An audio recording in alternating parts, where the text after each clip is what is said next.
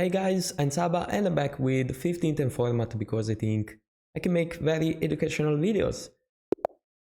Alright, my opponent is 19-7. Let's play Knight on F3. I have more time to think, so I can play stuff that I don't usually play because I can think, and talk and explain you my thought process in the opening, and I think I can still play a decent opening overall. Alright, knight on f3, and I want to play the King's Indian attack. So g3, bishop g2 and castle. What we do now is giving black a lot of space in the center, but we are going to counterattack pretty soon. But first we want to castle and see what he's going to do. Maybe he's going to overextend and we can take advantage of that. So what you usually do is just playing bishop g2 and your castle, but if they play knight on c6 is the only difference because they want to play e5 and they are going to, and it's going to be supported, so you want to play d4 usually. I mean, even this case feels like really natural to play a move like d4 because they really want to go for e5 and it's going to be defended. I mean, usually they couldn't play e5 because I would have a knight on f3, so you can't really go for that. Now I'm going to play bishop g2 and castle, and yeah, I'm going to be pretty fine, I have to say. Let's just castle, no problem. What can I play now? For example, c3 and d4 might be a plan, but I think like it is probably too slow. c4 does indeed make sense. The problem of playing c4 now is that they can take. Yeah, I'm just going to play e3 and I might play, for example, the queen e1 or something like that. Now, what can I do? I guess c4. Like c4 looks really logical, just taking space. If you take, obviously, this pawn is going to be pretty weak. This pawn is also going to be pretty weak, so I should win them in a second. I shouldn't have any problem with that. I might even play queen on a4 if they decide to take. So yeah, this is a sort of a Catalan at this point. Okay, so knight on c3 does make sense. I'm thinking if there is something better, but I don't think, honestly, there should be. So yeah, knight on c3 and maybe b3 and I think to the bishop, or I think a more sound thing to do will be to go for e4. So maybe I play rook on e1 and I play to go for e4, and at that point I could develop the bishop. So a6 as a point you want to take and defend the pawn, so I need to think. Yeah, I think taking now will be pretty sound. And I might leave you with just, this pawn. It's not even necessary though, I might even play something else. Yeah, I'm going to play queen on b3. The idea of queen on b3 is that there is a ton of pressure on this pawn, so you need to do something about that. You might take, or you might even push this one, and if you push, this is going to be pretty weak. I mean, this pawn is going to be pretty weak. And I can play the move e4 in the future. So yeah, I feel like I'm doing pretty well. At least, I don't know, like positionally speaking. If you play something like knight on b6, I might take and rook on d1 comes. There is a long-term pressure on this diagonal. This is a good position overall. Alright, he decided to play c4, which is exactly what we wanted to see.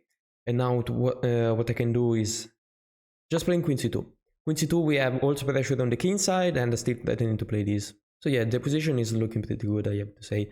Also, an idea like b3 could be something, could be a move, definitely. The problem of b3 right now is that you can play b5 defending. So I might even want to play a4 first. Let's say I play a4. Might even preventing this move in the future. Yeah, a4 looks like a good move.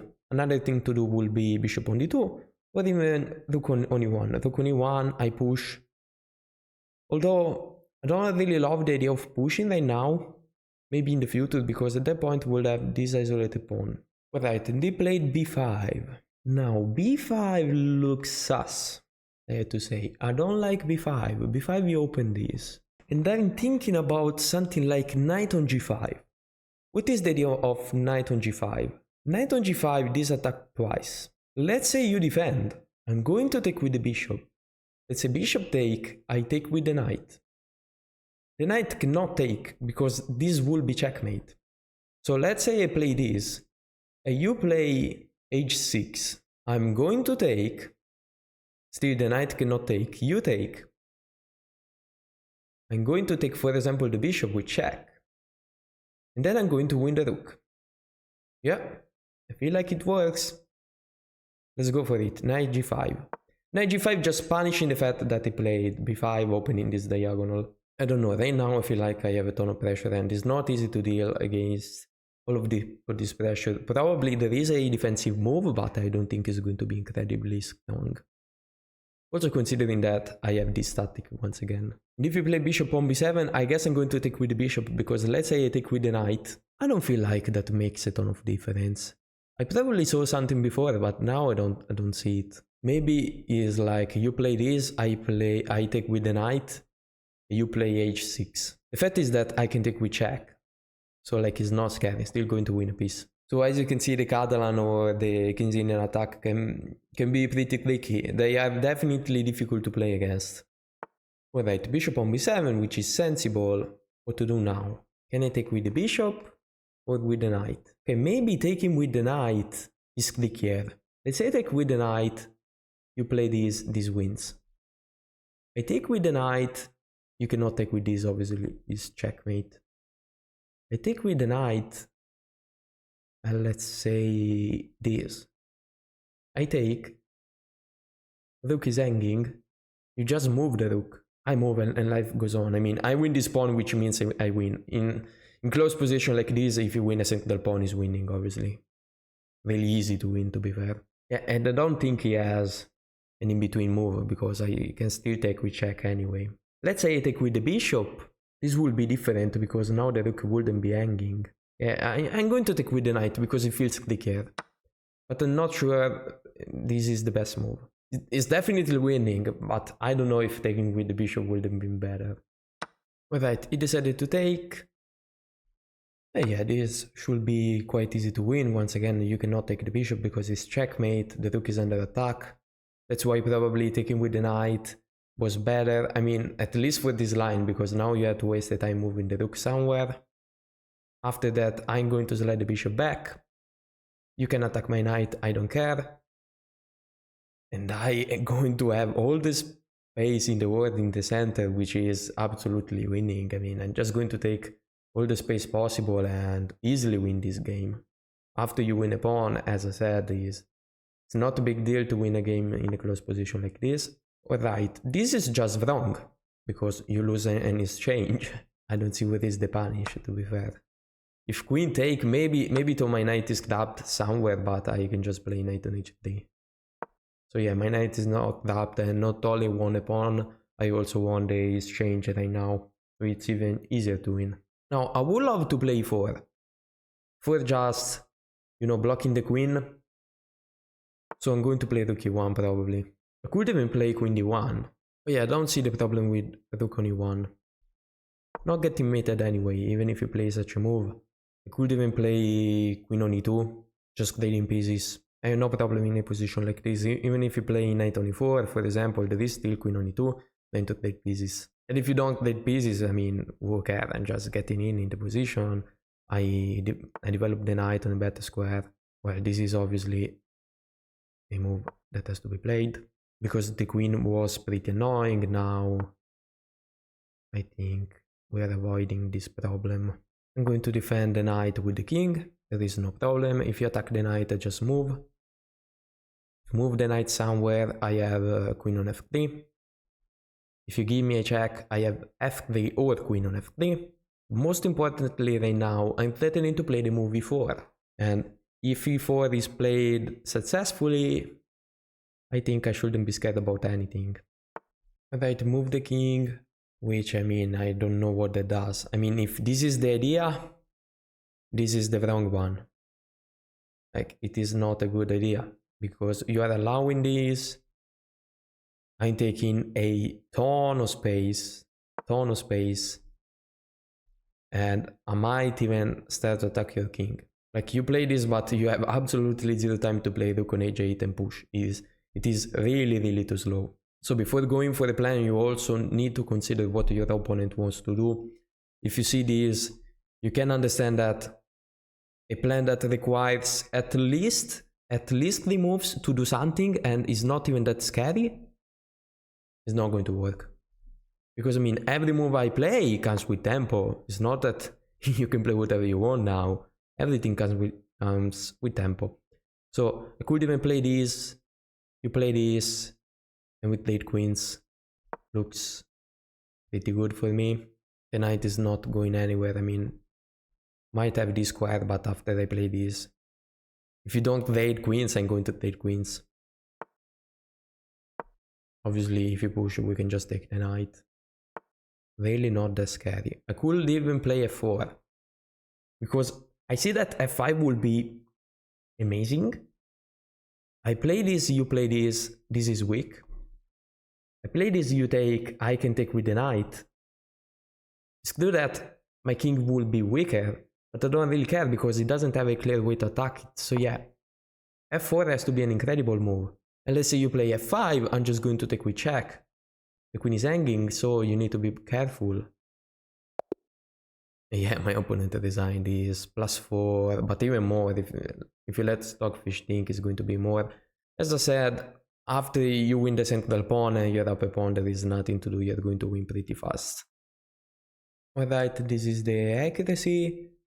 I mean, I would say pretty good considering this is not an opening I play.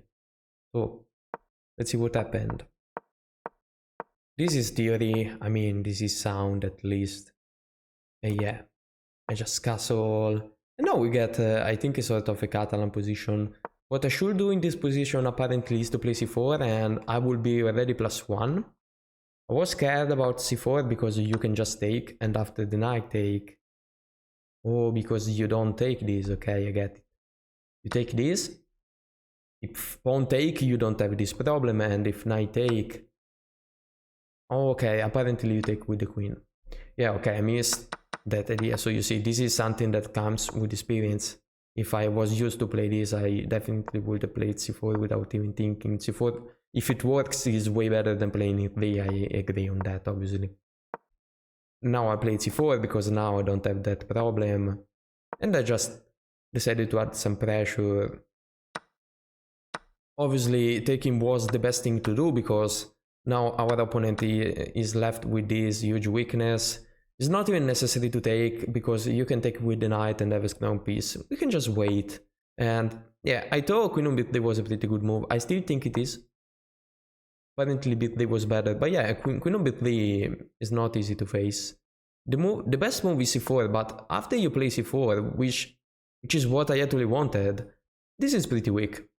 So yeah, I don't feel like my idea was so bad. Like maybe Stockfish can defend easily, but I mean, human point is really difficult to defend, and as you see, at this point I played knight on g4, which is apparently inaccurate, but I'm threatening this and it's really hard to defend, so apparently the move is knight on b6.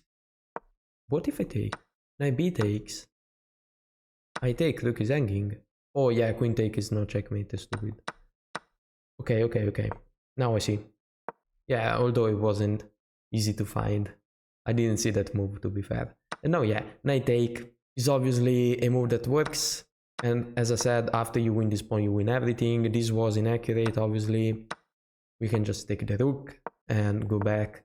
Okay, and after this, I mean, there isn't too much to see. This is absolutely winning and super easy to win.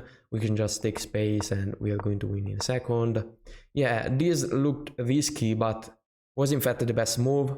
You have to understand that opening the position, even if the king is closer to your opponent pieces, might be the best move sometimes if there isn't a clear way for your opponent to attack your king, and if opening the position or trying to take space in this case is a really strong move. So yeah, my opponent resigning in this case, probably the most resilient move would have been to play this, but after a move, still going to threaten this.